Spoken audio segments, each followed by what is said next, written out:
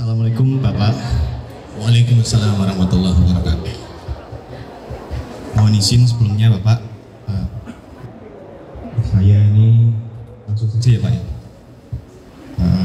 Saya kesulitan melihat apa yang ada di ujung ruangan, jadi saya mengibaratkan hidup ini seperti saya berdiri di sebuah ruangan, tapi di ujung sana saya tidak bisa melihat apa-apa karena ruangan yang tempat saya berdiri ini dipenuhi oleh kabut. Saya selalu berusaha optimis, namun yang terjadi memang kurang, kadang ada yang tidak mengenakan. Ya meskipun dalam konteks untuk meraih kesuksesan mungkin jalan saya lumayan baik-baik saja, tapi ketika dalam konteks seperti saya ingin berusaha berbuat baik sama semua orang di sekitar saya, namun yang terjadi orang-orang tersebut justru menjadikan kebaikan saya sebagai kendaraan mereka menuju kesuksesan mereka sendiri, Pak. Jadi apa yang sebaiknya saya lakukan, Pak? Oke, namanya siapa, Mas? Lupa, maaf. Nama saya Asimatus Sabana dari program studi komunikasi penyiaran Islam. Mas siapa panggilannya? Asim. Asep. Asim. Asim. Asim. Asim. Saya kira Asep. Mas Azim ya, Mas Azim. Jadi gini Mas Azim, ini kasus seperti Mas Azim termasuk banyak yang saya sering tangani. Ya. Termasuk banyak. Nah, kecenderungan Mas Azim ini orangnya pendiam, agak introvert. Biasanya seperti itu, betul ya Mas ya? Tergantung yang saya temui, Pak. Tergantung yang saya temuin. Iya.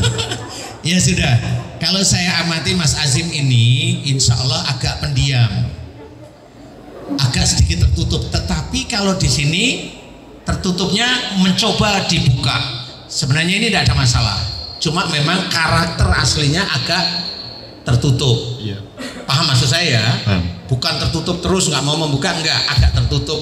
Nah, kecenderungan seperti orang seperti Mas Azim yang jarang banyak bicara, ya bicara bisa tapi jarang, banyak diem, hanya dengerin.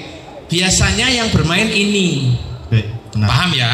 Otak biasanya. Nah, otak ini kalau nggak diisi oleh sesuatu yang baik, Mas Azim tadi sebenarnya menceritakan apa yang dialami. Jadi kayak kenal dengan seseorang, tapi seseorang itu sering menjadikan Mas Azim itu kendaraannya umpamanya. Betul ya?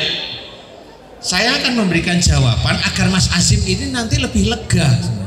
Satu, kalaupun Mas Azim itu dijadikan kendaraan oleh mereka, niatkan bahwa niatnya Mas Azim itu dijadikan kendaraan mereka itu karena Allah aja, sehingga pada saat Mas Azim itu diambil keuntungannya oleh mereka, begitu ya, itu akan menjadi amal soleh di hadapan Allah.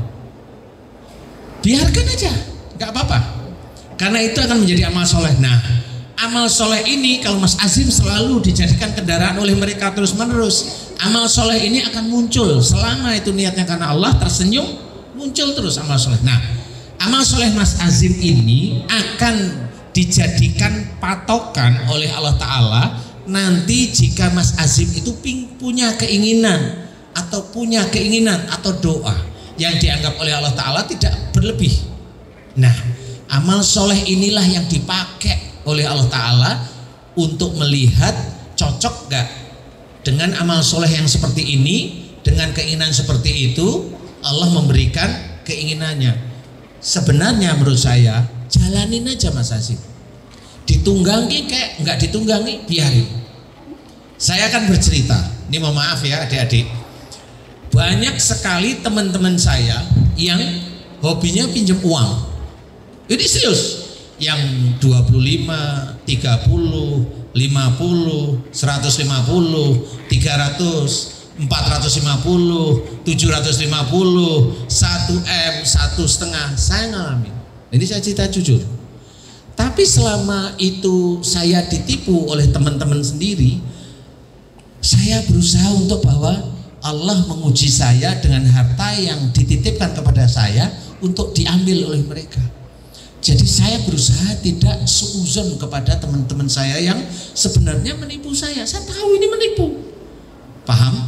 Saya biarkan.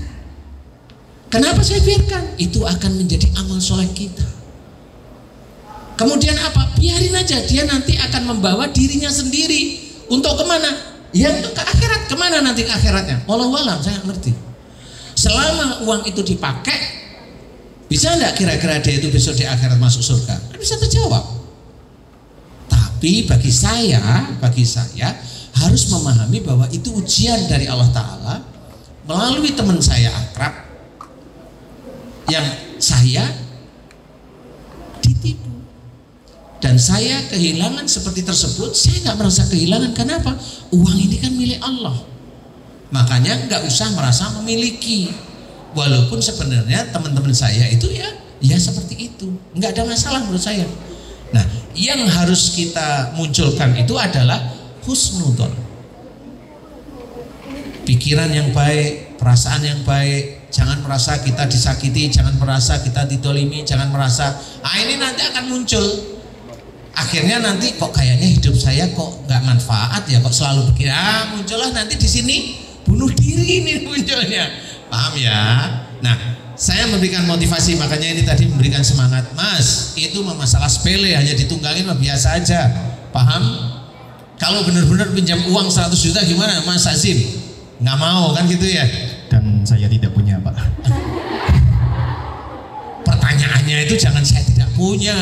Kalau saya punya 5M saya pinjemin gitu. Itu doa. Paham ya? Ngerti Mas Azim? Kalau saya amati, mohon maaf ya adik-adik mahasiswa-mahasiswi, tipe Mas Azim memang agak tertutup. Tapi saya senang di sini beliau ingin terbuka, senang. Tapi aslinya karakternya tertutup, jarang banyak bicara, kecuali sama orang-orang yang seneng. Betul ya? Bervalue, Pak. Iya, oke. Ya jangan gitu. Itu nanti cari keuntungan sendiri, dosa lagi nanti, nggak boleh itu.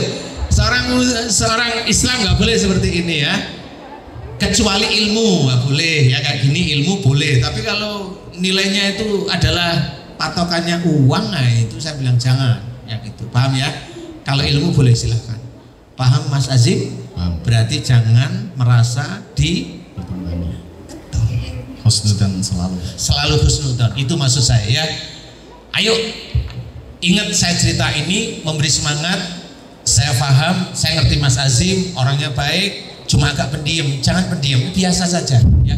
Ilmu agama tinggi biasa kayak orang bodoh aja ada. Paham ya? Harus seperti itu. Jadi orang itu tertipu dengan gaya kita yang sebenarnya ya bodoh sebenarnya ya. Mas Azim semangat ya. Oke. Alhamdulillah, jangan merasa sendiri. Kalau tadi cerita merasa sendiri, udah nggak usah ya. Semuanya teman, semuanya baik. Semangat, insya Allah mudah-mudahan manfaat ya. Terima kasih. Salah ya. Alhamdulillah. Assalamualaikum warahmatullahi wabarakatuh. Waalaikumsalam warahmatullahi wabarakatuh. Terima kasih.